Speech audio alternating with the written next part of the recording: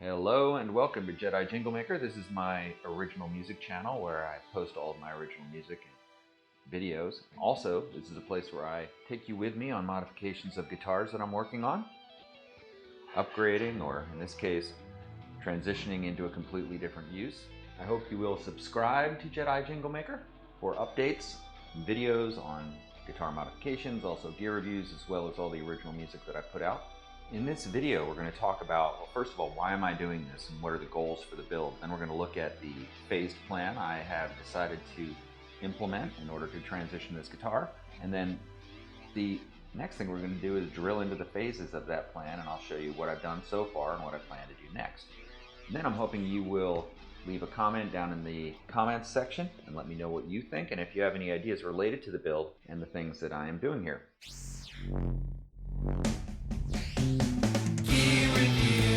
My gear review. Jedi Jingle Maker is made for you.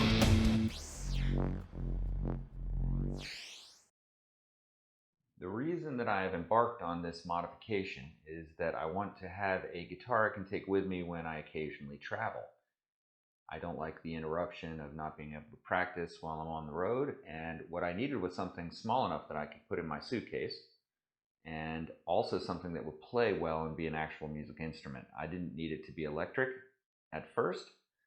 Hence, I decided to take this old Squire Mini Stratocaster, which my son had used when he was young, and transition it to a travel guitar. First phase being the transition into an acoustic guitar, really, by taking out all the electronics and making it a playable musical instrument. And that means that I focused on only the structure that I need in order for it to intonate correctly, for it to hold tune, and for it to play well. Now, it already played well to some extent because the neck on it was actually very nice, even though it's got a almost gloss finish on it, gloss to satin, kind of in between finish on it. It plays really well, and there's no buzzing in it from the strings, so it's a good structure. One of the things I noticed when I opened this thing up, which I thought was incredible, and I had no idea it was a thing, was that it's made of plywood. Yes! You know, I was shocked. I looked into a bit and come to find out that, well, plywood's been used to make a lot of cheap guitars over the years. This guitar was actually made in Indonesia, which is somewhat old school, makes it vintage in this case because they're now made in China. But while they were making it in Indonesia, they made it out of plywood. Now you might ask, does that matter? And I'm going to respond, no, I don't think it really matters that much that it's made out of plywood in terms of my uses for it. In fact, I don't think the type of wood used in a guitar really matters much at all. The type of wood matters a lot when you're talking about an acoustic instrument, though, and if you were talking about the acoustics of this thing as an unplugged guitar, the ability to hear it, well, it is quite loud actually for an unplugged guitar, more than loud enough to serve as a practice guitar, which I'm just simply wanting to hear that the notes ring as I play them. So phase one is making it a usable instrument. Let's take a look at what I have done so far. All right, the first thing was that I replaced the tuners that were in this guitar. You can see them here. They're open style tuners. I replaced those with a closed, much more expensive type of hip shot tuner, which I am very happy with. The hip shot tuners that I got are the vintage variety. They have the 8.5 millimeter holes. They're made for 8.5 millimeter holes. But one of the things I realized right away as I tried to put one in is that the holes on this were even smaller than that. They were something like 8.3 millimeters. So that meant that I had to drill the holes a little bigger, and that's not that bad to do, but it was a little scary because you can't go back once you mess up the neck of this thing, in this case the headstock. But I'm going to show you how they're made here, that it really wasn't an issue whatsoever. They are so nice and tight in there. And what I did was I used this step bit to first drill in from the top and then drill in from the bottom, kind of connect in the middle. And Then I was able to slide them up through. I was a little worried that they would wobble because I think the hole was a little bigger than the shaft of the diameter of the shaft after I was done with that. But the way they've made these tuners with these metal plates, there's actually a metal plate here you can see underneath the tuners, and another metal plate here, so there's 3 and 3. That makes sure that these tuners go exactly into the holes where they need to be and line up straight perpendicular to the angle of the headstock, which is amazing, and it also makes them super stable. One other thing I love about this is that they didn't require the additional hole because they were all lined up like that, already stabilized by these little, if you can see, little metal tabs that are holding them in place and positioning them correctly. Now these are locking tuners and they feel rock solid. These old tuners that we had, the keys would like wobble, there was play in the keys. The cheap tuners just suck, in my opinion. I hate them. I'll say I hate cheap tuners, and I love the locking tuners. And there are a couple of reasons that I love the locking tuners so much, and that's one is that they do improve tuning stability because there's less play in the string. There's nowhere for the string to slip because it's just straight down. Now the other thing is that it makes it incredibly easy to change strings. I do not like changing strings on a regular tuning head. I don't like the thing of having to wrap it and then wonder if it's okay. And it will slip because of all those wraps to some extent. Maybe not a lot, but to some extent. So when you have the locking tuners, you get the tuning stability, you also get the ease of tuning. I think both of those are an easy trade. And plus, a tuning machine like this, which cost about 80 bucks, it's pretty expensive actually. It's solid. It just is, it's machined well, it's rock solid. These are sealed, beautiful, beautiful hardware. And the other upgrade on that functionally is that the staggered shaft length is something that you're going to want for sure, which is just the hole of where the string comes out of the tuning machine is much lower. Now that can, they say that removes the need to have string trees, but I still put in string trees. But you can see there's 2 that are very short, and then 2 more that are slightly taller, and then there's 2 more that are slightly taller than those. That's why they call it staggered, and that positions the string very low. Now, the next thing I installed were graphite string trees, and this is what I used, which is the Black Tusk, lubricated nut and saddles. They claim it increases harmonics. The previous string trees were rusty and made of metal, and I really didn't like the look. They looked very cheap as well. I removed those and replaced it with these string trees, which increases rich harmonic content, increases tuning stability. I would agree that it does, and they also look really cool, as you can see. But that's an easy upgrade. The tuners, again, were about 80 bucks. These string trees were about $13. Now, as we move down the mechanical end of this guitar, we come to the nut. This is a cheap plastic nut, but after further examination, I realized it's actually in pretty good shape. There's no cracks in it, it's not loose, it doesn't protrude past the neck itself, so it's really not that bad. And to get into replacing the nut is a whole other level of complexity that I may choose to, as a phase 3 upgrade, I may choose to have the nut replaced by a local guitar tech. I'm not sure if I want to do that myself, but I might end up doing it myself. But that's not part of stage 1. Stage 1 did consist of taking old guitar strings. This is a great hack, by the way, that you can use. Taking old guitar strings, and you use the smaller ones for the smaller slots, but using them to rub back and forth inside those slots to remove any burrs that might hang up the string. And you're basically just filing just on both sides. You kind of file up along one side, file up the other, file along the bottom. Just make sure there's nowhere that a string can hang up, and then to use graphite to lubricate it. Now I used a product that I've never used before, and now I used this stuff to do that. This is graphite grease basically, and I got it from StewMac, not sponsored by them. I just bought it with my own money. And what I did was, with a toothpick, if you look at this stuff, it doesn't really seem like grease. You can see I've used hardly any of it, and that's me scratching at it with a toothpick. You touch it, doesn't come off on your finger really.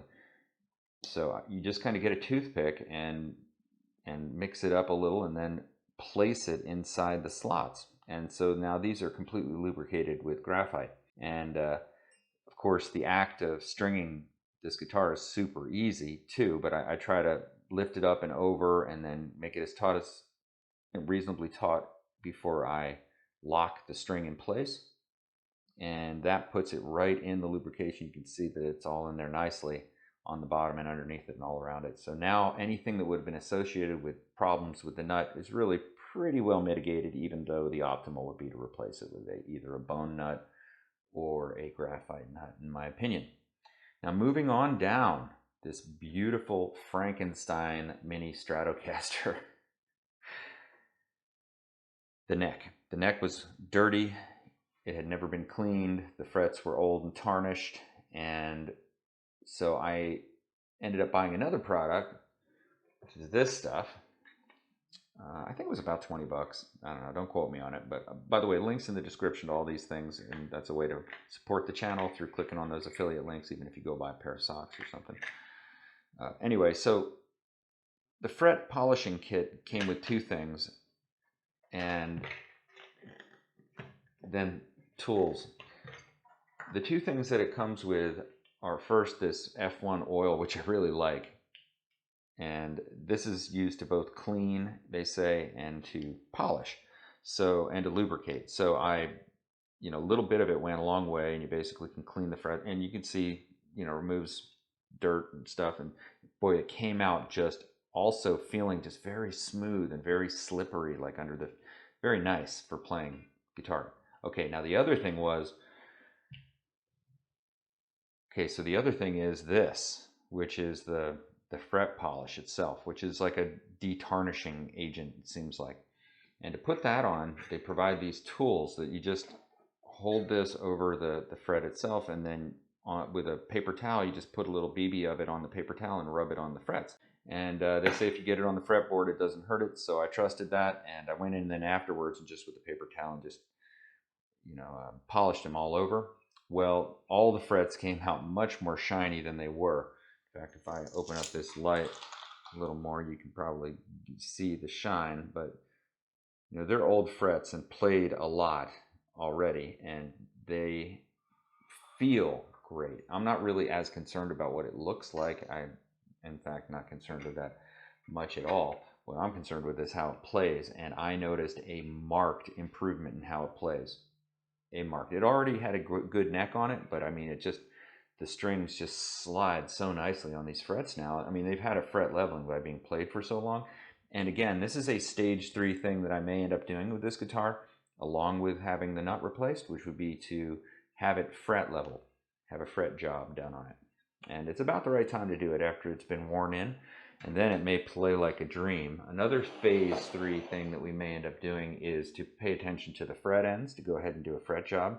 I would have to get tools to do that, so stay tuned for that. By the way, anything you know about doing any of these things, please feel free to comment on. I would love to get help and understanding. So I may end up doing a fret job, but that's not for this phase either. For now, it's acceptable. I mean, you can feel the ends definitely as you come along. It's pretty rough. It'll tear a paper towel if you move it along here. It's not smooth, but it's tolerable for now. And another phase 3 thing is the idea of steel wool on the back of this neck to make it truly a satin feel on the back of the neck. So all phase 3 things. But let's continue on what was done in phase 1. By the way, the strings that I'm using on this, which feel outstanding, are it's shining so much it's making the camera blur. The strings are, of course, the Ernie Ball Super Slinkies. All right, so the other thing I did, which was a little bit scary actually, I've never done it before, which was to remove the bridge on this guitar. Here's the one that came with it. And I'll try to get the guitar. Oops. Okay, so here's the one that came with it compared to the new bridge that I got. First, the thing is that the old bridge is much heavier, I mean weight-wise, it's much heavier. It's also thicker in every way. You can see much thicker metal used on the plate. This one had grooves for some of these saddles to go in. This one doesn't. This has saddles which are made of a solid type of metal, and this one has bent saddles. Both are really nice for feeling the back of your palm on there for muting. Neither one has any real roughness there, which is outstanding. This one I would say was a little bit easier to intonate, with one caveat I'll cover here in a second. This has shorter screws on it, and I may see if I can replace some of these screws with some of these screws, actually, because one problem that I ran into was, if you look at where the bolt is for intonating, it extends all the way out to where it touches those strings. Now that's a problem for sure, but it's bearable for now. But that creates a place where this string can bind up, so it's an unacceptable situation, which is simply and easily solved by having shorter bolts. So I'm just going to replace that. But that was one thing I realized, oh no, in order to intonate the guitar, I needed to deal with this issue, but no problem, that's par for this course. One thing I liked was the previous bridge had screws that went in at all four corners and then one in the back. This new bridge only has 3 screws, and I like that that only one of the screws was in the same position as the old bridge, meaning I could drill new holes to really secure it well. But the one existing hole fit exactly with the middle hole on this, so that's where I was able to start it and then drill the 2 pilot holes and easily position this thing. But I'm overall pretty pleased with how it looks, and I'm going to be replacing now in phase 2, which time to talk about phase 2. Talked a lot about phase 3, but phase 2 consists of a number of changes. One thing is to put in active pickups, and I haven't decided if I will go with EMG or Fishman Fluence, but I'm going to go active, and I'm going to secure a 9-volt battery right in here. There's a bracket on SteamMac that I'm looking at, and when you get those active pickups, they come with all the other electronics, the 250K pots and etc. that are required for that type of pickup, all come with it. So active pickup replacement. Now that comes with a whole set of challenges, because first of all, this was routed out in channels here, so this is where the pickup screws would screw into. If I screw into what wood is left, it's not long until I'm going out of the back of the guitar. So I don't want to do that. So I've got to figure out some kind of situation. And one thing I thought I might do is get some cedar guitar repair wood and simply place it down in this cavity, line it up on here, make it so that I can secure the bolts down into that. So that's probably what I'm going to do, is to make this thing able to mount then the EMGs on top of that. You really want the EMGs very close to these strings. They don't pull the strings down as much as a standard non-active pickup, so you can put them up pretty high, and I'll have plenty of room. I've done the math with the measurement, but getting this cavity to a place where you can mount a pickup on is going to be interesting. Please stay tuned to see how I do that. Another weird thing is that it's very rough in here. If you can see how rough it is, I'm going to have to go in there and, before doing that, sand all this down, get it flush, do whatever I want to do to the inside to prep it in terms of maybe painting it a little bit, that kind of thing, just to seal it up and make it all nice. I want to get this area all sealed up as well. And then attach the cedar piece on the bottom here that then the pickup can mount into. The other changes I have planned mostly revolve around cosmetic things, which is I'm going to have a plate, gold plate, plug plate here, the standard Stratocaster style, which you see in the bag right there. It's kind of that recessed input jack. I'm going to get that plate and I'll put the EMG input right into that. Nice thing about the EMG pickups and the active Fishman pickups is that they are solderless kits, so you don't need to do any soldering. You just plug everything together basically, and it comes with all the components, so you don't need to worry about that. Now I'm going to have to take off the bridge when I install the pickups and reground it. I probably should have taken this wire off. I'll probably just snip it close so that I can sand all in here. I want to get all these rough edges off before I paint it. In addition to the new jack plate, also going to replace the knobs for the straps with gold, and the knobs that I get, the knob covers that I get for the front of the guitar, are also going to be gold. Now, how I cover this area, I have not yet decided. I'm not sure if I need to shield this cavity. You know, the idea is you shield the electronics, create more or less a little Faraday cage. You know, the pickups are out in the open. There's no way to really shield them because you can't put a shielding over it. They don't work. So you can shield the control cavity, and I've got to cover this area up with some kind of plate, but I want to leave this open. So I do not plan to close this. Just create maybe a little Faraday cage in there. If you line this with a shielding tape, which is a good way to go, it needs to be nice and smooth, and then you also need to make sure that you ground the electronics to that tape as well, and that it connects with the shielding that'll be on whatever I use to cover this. Shielding on that as well. But all part of the electronics upgrade. And the final cosmetic change has to do with replacing this plate in the back, which is nothing more than a blank chrome cheap plate now, but it works. I'm going to replace that with a gold plate. So lots of options there. That's a fun little last touch. Yeah, that's a nice neck. So there you have it. A little Frankenstein Mini Squire Stratocaster, the travel guitar of the century in the making. I hope you subscribed. I hope you watched all the way to the end of this video. Go ahead, leave me a comment. Let me know what you think. Let me know if you have a travel guitar, if you're working on one, if you've done any of the changes like I'm talking about in this video. Thanks for watching Jedi Jingle Maker. See you on the next one.